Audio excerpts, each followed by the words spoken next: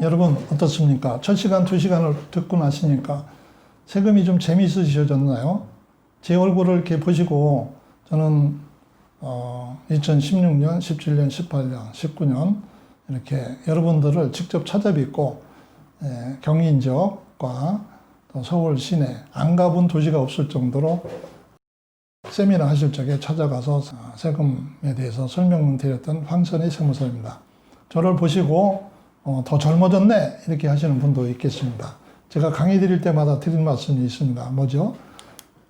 제 강의를 듣고 최하 1,000만 원을 못 벌었으면은 돌아가실 때 제가 돌려드리겠다고 말씀드리고 제 강의를 듣고 나면은 최하 1,000만 원 아니면 수억까지 벌어드린다고 한 적이 지금도 생생하게 기억합니다. 오늘은 코로나로 여러분들을 직접 대면 강의를 못하고 공무원 연금공단 스튜디오를 만든 저도 동영상 강의를 첫 번째로 여러분을 찾아뵙고 있습니다. 많은 도움이 되기를 바라고, 자, 마지막 편으로 상속세, 증여세에 대해서 말씀드리겠습니다. 먼저 상속세는 뭐죠? 돌아가셨을 때 내는 세금, 증여세는 살아계실 때 내는 세금, 이렇게 말씀드립니다.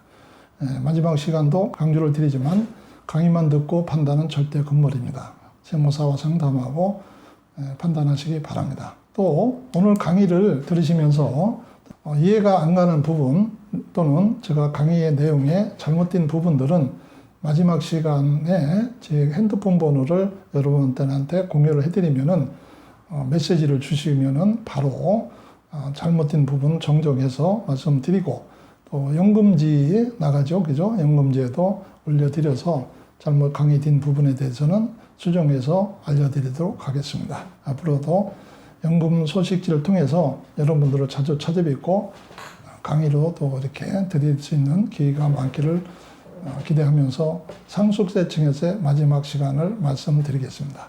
자, 국세청 발간 세금 절약 가이드 또 얘기가 많습니다. 이것만 봐도 절세가 주렁주렁 열리고 있습니다. 사전기 수도 없이 한 얘기 넘어가고요. 증여를 했으면 증교를 남겨라. 10년 내에 동일인에게 이렇게 한다. 공시지가는 토지는 5월 말, 주택은 4월 말 고시하니까 어떻게 한다? 고시되기 전에 증여를 해라. 상속세 협의 분할 상속 등기 전에 이렇게 하라. 증여한 재산을 되돌려 받으려거든 그런 경우가 있죠. 증여를 했는데 잘못했네. 어떻게 보니까 세금이 많아요. 그죠? 그러면 3개월 내에 다시 되돌려 받으면은 증여세를 납부하지 않아도 됩니다. 6억원 범위 내에서 배우자에게 자산을 증여해 주는 것이 좋다. 고액의 재산을 취득하는 경우는 자금 출조 조세에 대비하자. 증여세 조세 전략 이렇게 해서 9번째. 장례 비용은 500만 원 초과할 때 이렇게 신용카드로 영수증을 잘 챙겨 놓자. 건물을 상속할 때 월세보다 정세가 많은 것이 유리하다. 그 이유가 있죠. 전세로 많으면은 상속재산권에서 차감하는 채무를 인정받기 때문에 그렇습니다. 10년 이상 경영한 가업을 자녀에게 물려주는 가업성세를 활용하고 많은 것들이 있습니다. 15번 볼까요? 세대를 건너뛰어 손자녀 상속을 하면 상속세를 30% 추가 부담해야 한다. 그럼 30%를 추가 받으면서 누가 이렇게 하려고 하겠습니까? 돌아가신 할아버지는 아주 고령이시고 또 아버지도 연세가 많으시다면은 손자에게 직접 상속하는 경우도 많이 있습니다. 자, 여러분, 이거는 제가 개발해서 말씀드린 겁니다. 오늘 가장 중요한 것 중에서 두 번째에 해당되는 겁니다. 5억 원짜리 부동산을 자녀에게 구입자금 조달 방법입니다. 자, 취득자금이 10억 원 미만일 때는 80% 자금 출처를 소명하면 된다는 거예요. 그러니까 5억짜리를 구입하니까 80% 4억 원만 소명하면 된다는 거죠. 자, 그런데 취득자금이 10억 원 이상일 때는 어떻게 한다? 미소명 금액이 2억 원이 미만인 경우 전체를 소명한 것으로 본다. 자, 또 세 번째 줄. 부동산 취득자금 중 온라인 인금 등 부모가 자녀에게 실제 증여한 경우는 증여세가 과세되는 거예요. 예. 자, 볼까요? 4억 원 중 전세 보증금이 2억 있다고 가정하자고요. 우리가 4억 원을 소명해야 되는데 그 중에서 2억 원 전세 보증금이 있는 아파트를 취득하는 경우라고 보시면 되겠고, 자, 나머지 2억 원에 대해서 자금 출처 방법을 어떻게 할까? 가와 나중에요. 가는 뭐예요? 대출을 받았어요. 요즘 이자가 좀 내려갔죠? 2% 이자를 연간 낸다고 하더라도 400만 원인데 5년 동안 대출 받았으면 얼마예요? 2천만 원 부담하게 되죠. 그런데 차라리 증여세를 납부를 하는 거예요. 자, 증여세를 계산을 하니까 1,940만 원만 내면 됩니다. 어떤 게 더 유리한가요? 그죠? 증여 나 방법이 유리하죠. 또 한 가지는 있어요. 가 방법을 선택했다고 해서 그대로 끝나는 게 아니고 대출을 받았기 때문에 누가 갚아야죠? 아들이 갚아야죠. 그렇다면은 나 방법을 당연히 선택해서 의사결정을 하셔야 유리하게 되겠죠. 나 잘난시래요. 아들 2억 원을 아파트 전세금을 무이자 대여 증여일까 아닐까? 오늘의 가장 중요한 겁니다. 제가 이걸 만드는데 교재를 만드는 것 중에서 가장 많은 자료를 이렇게 봤던 부분이고 우리 유튜브 강의를 들으시다 보면은 이 부분에 대해서 많은 논란거리가 있고 이렇게 이해가 잘 안 갈 정도도 있고 또 한 가지 뭐죠? 요즘 자금 출처 조사를 많이 국세청에서 하고 있죠. 이때 2년 전에 3년 전에 어떻게 했어요? 2억 원이 아버지가 통장에 입금된 거를 가지고 부동산을 취득했는데 그 돈이 뭐냐? 증여세를 과세하려니까 뭐라고 해요? 아니에요. 저 빌린 거예요. 차용증 갖다 주죠. 차용증을 언제 작성합니까? 국세청에서 소명하라고 안내문이 나오고 조사받으면서 작성하죠. 그럼 국세청 직원이 그게 차용증으로 인정을 할까요? 바보가 아닌 이상은 안 하죠. 자, 그러면은 미리미리 준비하라 하면서 어떤 방법을 하는지를 가르쳐 드리겠습니다. 상속세 및 증여세법 41조 4를부터 보겠습니다. 법조항부터 설명드릴게요. 금전, 부상대출 등에 대한 이익의 증여입니다. 뭐라고 했어요? 타인으로부터. 타인이라는 것은 나를 제외하고는 아버지, 부모도 다 타인이고 배우자도 타인입니다. 여기서 법적 용어로 타인으로부터 금전을 무상으로 이자 없이 적정이자율 4.6%래요. 적정이자율은 4.6%예요. 이거는 적정이자율은 뭡니까? 법에 있는 것이 아니라 다른 대통령이 있는 것을 제가 갖다 보기 좋게 해서 이해해 드리라고 이렇게 넣은 거예요. 4.6%를 받으래요. 낮은 이자율로 대출받은 경우에는 증여자산가로 한다. 그죠? 이렇게 한다. 그러나 다만 대통령이 정하는 기준금액은 얼마다? 1천만 원이에요. 미만인 경우는 제외한다. 자, 그러면은 우리가 아버지한테 2억 원을 빌렸어요. 국세청에서 받으라는 이자율 4.6% 곱하니까 960만 원이에요. 그죠? 960만 원이니까 1천만 원이 미만이죠? 어떻게 한다? 2억 원을 아버지한테 빌릴 때는 이자를 안 줘도 된다. 제 얘기가 맞죠? 자, 세 번째, 특수관계인이 아닌 자. 그러니까 특수관계 아닌 건 누가 있어요? 친구한테 돈을 빌렸어요. 이때도 정당한 사유가 없는 경우에 한정해서 2량을 적용한다. 이렇게 해서 세무조사 과정에서 세금 추징을 당한 경우가 있습니다. 이렇게 보시고. 자, 그러면은, 여러분들은 이러겠죠. 자, 그러면은 2억 원, 3억을 빌렸어요, 아버지한테. 근데 2억을 빌릴 건가, 3억을 빌릴 건가? 뭐 이자 얼마 주고 아버지한테 주는 건데 3억 원 빌려서 4.6% 이자 주면 되지. 그죠? 되죠. 그런데 어떻게 되죠?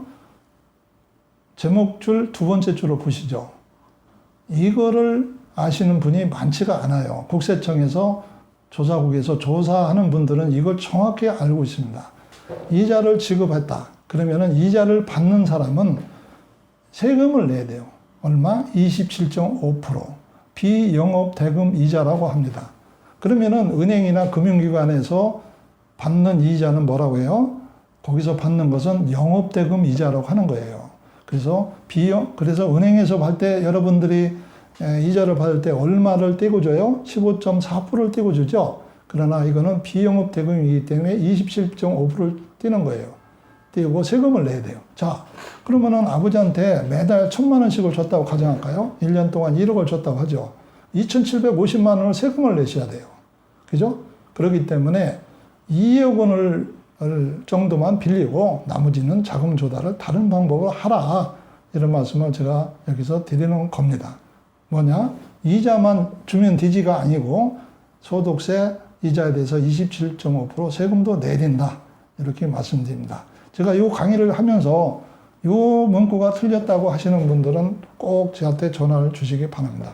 저는 많은 분들의 아래 하단에 보면은 김주 세무사 이렇게 많은 우리 국제동호회 자원봉사단 세무사들과도 얘기를 한 부분들입니다. 자, 보면은 그 다음에 줄에는 국세청 예교 이렇게 볼까요? 직계 존비속 간, 부자 간, 부모 자식 간, 작은 거래가 금전 소비 대차인 증여인지 여부, 그러니까 차용인지 여부, 뭐라겠어요? 당사자 간 기약, 이자 지급 사실, 차임 및 상환 내역, 자금 출처 및 사용처 등을 지금 거래가 구체적으로 사실을 증명하여 판단한다. 자금 거래가 구체적이라면 어떻게 하겠어요? 금융기관을 통해서 보내고 받아라. 온라인 입금 해라. 또 세 번째 볼까요? 직계 존비속 사이의 금전 소비 대차는 차용, 상환일자, 차용증서, 이자 사실 지급 등에 의해서 객관적으로 명백하게 입증되지 아니하면 인정하기 어렵다. 그러니까 여러분들이 세무조사를 받는다고 통지 왔을 때 차용증을 그때서 만들어 주는데 이 조항을 보이면서 국세공무원은 세무조사관은 알죠. 금방에 만든지를 압니다. 그죠? 그래서 말씀을 드리는 부분이고요. 여기서 자, 아들집 전세자금 대신 지급해 줘도 증여세 납부해놔요. 대여금 상환 여부 세무서에서 컴퓨터 관리 상환 시 자금 출처 소명해야 된다. 이렇게 해서 또 개인 간의 금전거래 경우는 사적인 차용증, 계약서, 영수증을 무통장 입금표, 국세청 발강 2022년 세금 절약 가이드에도 이렇게 되어 있습니다. 자, 그 다음에는 그래서 무슨 얘기입니까? 정확하게 통장 사본, 무통장 입금증 또는 차용증 이렇게 해서 어떤 분들은 공증을 받아요. 제가 국세청에 또 조사관한테 전화해서 확인한 바에 의하면은 공증 받으면 더 확실하죠. 이렇게 얘기를 합니다만은 수수료가 많이 들죠. 그래서 제가 공증은 안 받고 확정일자만 받아도 입증 자료로서는 충분하다. 이런 얘기까지 추가해 말씀드리는데 요거는 논란거리가 충분히 있기 때문에 공증을 받으면 더 확실하지 않을까. 이런 제 생각을 하고 말씀드립니다. 자, 세무서에서는 상속 증여세를 결정하거나 재산 취득 자금의 출처를 확인하는 과정에서 인정했어요. 뭘로? 차용이다 또는 부채로 했으면은 국세청 컴퓨터에 입력을 한대요. 그래서 금융회사에다가 3억을 빌린 걸로 해서 자금 출처했는데 이걸 상환했어요. 그럼 국세청에서 금융회사한테 물어봐요. 조회해서. 조회 결과 부채를 갚았다. 그러면은 그 돈 어디서 나서 갚았느냐? 또 소명을 다시 오는 거예요. 이걸 사후관리라고 하는데 상환 자금의 출처를 소명을 하지 못했다. 또다시 세금을 증여세를 과세한다. 그래서 이렇게 자금 출처를 소명을 하면서 대출을 받았든지 차용증을 써서 차입한 돈들은 꼭 상환했을 때 누구 돈으로 상환하는 것까지도 확실하게 해 놓으셔야 될 필요가 있다. 이런 말씀을 드립니다. 오늘 강의 중에서 3시간 내내 이 부분만큼은 많은 분들이 세금 추징도 많이 당하고 있는 사례로 좀 염두에 두시고 제가 강의를 틀리게 했다면 꼭 전화를 주시기 바랍니다. 자, 상속세 절세 전략 볼까요? 상속세 국세청에서 나온 거예요. 상속보다 부채가 많은 경우 상속을 포기해라. 또 많은지 적은지 모르면은 한정승의를 한다고 하죠. 피상속인이 금융재산이나 부동산은 모를 때는 안심상속 이렇게 해서 받을 수 있다. 자, 네 번째, 병원비는 사망 후 내거나 피상속인이 재산으로 납부하는 것이 좋다. 여기서 상속인과 피상속인은 돌아가신 분이에요. 피상속인 재산으로 납부해라. 불효자식 얘기를 듣는망정 병원비는 돌아가신 아버지 카드로 내고 돌아가신 후로 내라. 이래야 뭐다? 상속 재산을 줄일 수 있다. 자, 이렇게 하고 상속 재산 1년 이내 2억 원. 상속 개시라는 거 뭐예요? 돌아가신 날. 이렇게 이해를 하시면 되겠고 돌아가신 날, 오늘 돌아가시면 1년 이전 2억 원, 또 2년 이내는 5억 원까지 미달하는 경우에는 용도를 밝히지 않아도 된다. 아버지가 오늘 돌아가셨는데 어제 1억 5천을 뺐는데 1년 걸 합쳐보니까 2억 원이 안 되더라. 어디에 썼는지 얘기를 안 해도 상속세를 과세를 하지 못한다. 자, 다만, 그죠? 1년 내 2억 원, 2년 내 5억 원을 미달한다 하더라도 상속인에게, 자녀들에게 증여한 사실이 명백한 경우는 증여세를 과세를 한다. 자, 상속세 면세점. 보유 중 아파트 시세 10억 원 이상 상속세를 걱정할 때가 됐다. 누가 이랬어요? 아까 말씀드린 고성춘 변호사라는 분이 유튜브에서 이렇게 얘기를 하더라고요. 자, 우측에 보시면은 상속세 부자들만의 세금 이야기 아니다. 이제 서민들도 상속세 걱정을 할 때다. 왜? 서울 아파트 164만 가구, 82만 가구 평균이 10억이 넘는데요. 뭐가? 매매 사례 가액이. 자, 고성춘 변호사 유튜브 강의 중에서 제가 듣고 교재를 만든 겁니다. 이 전체는 고경희 세무사 강의 교재 중에서 제가 발췌해서 설명을 드리고 있습니다. 재산이 얼마 있어야 상속세를 납부하나? 배우자가 생전에 있어요. 그럴 때는 또 자녀가 한 명 이상 있을 때는 10억 원까지는 안 내도 되는 거예요.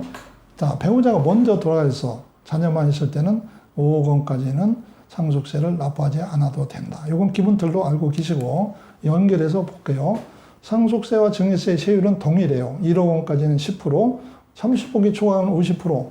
여러분들, 자, 볼까요? 계산 한번 해봅시다, 우리가. 상속인 재산이래요. 어느 분이 서초동 아파트가 매매 사례 가액으로 25억 원이래요. 종래 부동산 건물이 하는데 30억 원이래요. 감정평가 가액이.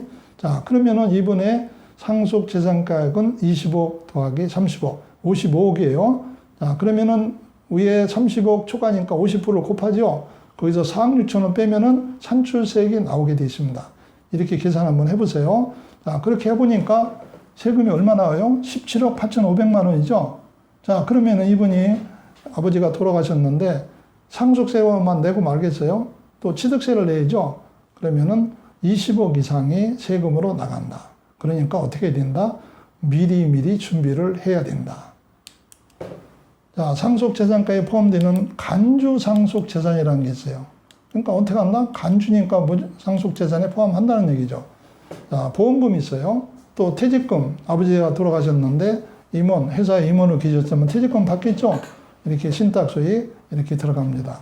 자, 우측에 볼게요. 생명손해보험. 오늘 강의하는 것 중에 또 중요한 것 중에 하나입니다. 많은 분들은 20년, 10년 전에 이렇게 보험에 가입하면서 그때 무슨 말씀을 드렸냐면은 10년 후에 20억의 보험금을 수령하더라도 상속세에 나지 않는 저세가 크다라고 얘기하면서 가입한 분들이 제가 상담을 하다 보니까 상당히 많은 것을 보고 있는데 절대 그렇지 않다. 어떻게 한다?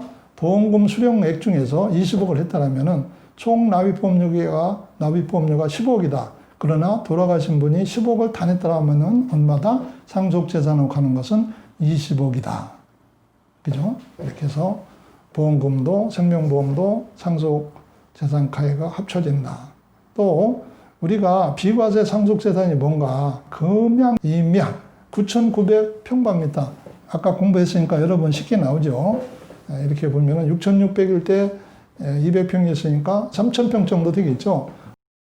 묘토, 무슨 얘기입니까? 조상님들이 모시고 있는 선산은 2억 한도에서 세금을 상속재산가액에서 비과세로 간다. 그런데 이렇게 제가 상속세를 신고한 걸 보면은 많은 분들이 이걸 놓치고 있더라. 그래서 말씀을 드립니다. 고경희 세무사 강의 교재 중에서 말씀을 드립니다. 자, 재산을 자녀에게 10년 단위로 사전증여해서 상속세를 절세하자. 증여재산 공제 배우자로부터 증여받는 경우는 6억까지. 직계 존속으로부터 증여받는 거. 직계 존속은 할아버지, 할머니, 아버지, 어머니, 외할아버지, 외할머니까지도 포함한다. 그래서 아들, 딸, 손자, 외손녀에게 줄 적에 5천만 원까지 공제를 해주는 거예요. 증여재산 공제. 근데 19세 미만 미성년자는 2천만 원까지 공제를 해준다. 자, 많이 이걸 가지고 활용을 하셔야 돼요. 자, 6천인의 혈족, 여기에 며느리하고 사위가 들어갑니다. 얼마 공제한다? 1,000만 원까지 공제한다. 사전증여로 부담세액을 3.5억까지 절세를 했다. 자, 사례 3은 뭔가요? 배우자에게 10년 전에 10억 원, 자녀 2명에게 5억을 증여해서 15억을 했대요. 사례 3을 보니까 가운데 좀 색깔을 칠한 거, 제일 하단에 보니까 빨간색으로 되어 있죠? 2.5억이에요. 산출세액 납부할, 산출세액이 그렇습니다. 2.5. 근데 사례 1번은 사전증여를 하나도 안 한 거예요. 6억 원. 그래서 사망 시 배우자가 있는 경우와 우측은 사망 시 배우자가 없는 경우, 이렇게 오히려 사망 시에 배우자가 없는 경우는 세금 차이가 5억까지 이렇게 나더라. 그래서 뭐라는 얘기를 해라. 사전증여를 꼭 서둘러서 하셔라. 이런 얘기를 하고 있습니다. 자, 배우자 상속공제를 늘리기래요. 배우자 상속공제 관련해서 최소 5억 원 또는 30억까지도 공제를 받을 수 있기 때문에 배우자 상속 재산을 많게끔 하면은 상속세를 줄일 수 있다. 김주석 세무사가 자료를 제공해 줬습니다. 또 하단에 보면은 어떻게 돼 있죠? 배우자의 현금 재산으로 전체 상속세를 납부하는 거예요. 무슨 얘기냐? 여러분들이 부동산도 있고 또는 현금도 있어. 이렇게 돌아가신 분이. 그러면은 부동산은 자녀들에게 상속을 하고 현금은 배우자에서 하면은 배우자가 현금으로 받은 상속 재산을 가지고 전체 자녀분들 상속세까지 이렇게 납부를 하게 되면은 이걸 증여세를 보지는 않는 거예요. 부동산은 또 아들, 딸로 하는 이유 중에 하나는 배우자 어머니도 연세가 많다면은 다시 또 상속을 하게 되면은 취득세 부담을 한 번 더 갖게 되기 때문에도 이런 방법으로 부동산은 아들, 딸에게, 현금은 배우자에게 상속하는 그런 절세 방법이 있습니다. 절세 전략 2, 가업상속 공제 500억 원까지 엄청나죠. 가업을 계속해서 사업을 할 수 있게끔 세금에서도 지원을 하고 있다고 보시면 되는데 이거는 상당히 어렵고 까다로운 부분이 많기 때문에 김주석 세무사가 자료를 제공한 내용이지만 이것만 가지고서도 별도 강의를 한번 할 필요가 있지 않나 생각이 듭니다. 자, 상속증여세 구체적인 절세 방법 또 나오는데요. 생전에 해라. 재산을 시가보다 저가 양수해서 해라. 5번 상속받은 부동산을 매각하고자 할 때는 상속받은 부동산이죠. 그죠? 돌아가서 상속받은 부동산을 매각할 때는 6개월 이내로 해라. 매각하게 되면은 어떻게 한다? 양도세는 그죠? 상속받은 재산은 6개월 매매 사례가격이 되기 때문에 결국은 취득가격 양도소득세 계산할 때 취득가액이 양도가액과 동일하겠죠. 그래서 양도소득세는 빵원이 된다. 그다음에 6번째는 상속공제기 미달한 상속재산은 가격을 높여서라도 상속세를 신고하라. 이 얘기는 무슨 얘기냐? 배우자, 어머니가 살아계신데 아버지가 돌아가셨어요. 8억짜리 아파트가 있어요. 매매 사례가. 지방에 뭐가 있습니까? 임야가 있는데 기준시가로 보니까 1억밖에 안 되죠. 하니까 합치니까 9억밖에 안 돼서 10억이 미달하기 때문에 상속세 신고를 안 해버렸어요. 근데 지방에 있는 1억짜리를 감정평가 현재 시가로 2억까지 이렇게 상속 가액을 올려서 10억으로 신고하면은 상속세 하나도 없죠. 그러나 시골에 있는 지방에 있는 1억짜리는 이 취득가액이 2억 원이 돼서 이거를 2억 5천에 양도를 했을 때 양도 차익은 5천만 원밖에 안 되기 때문에 양도소득세를 상당히 많이 줄일 수 있다.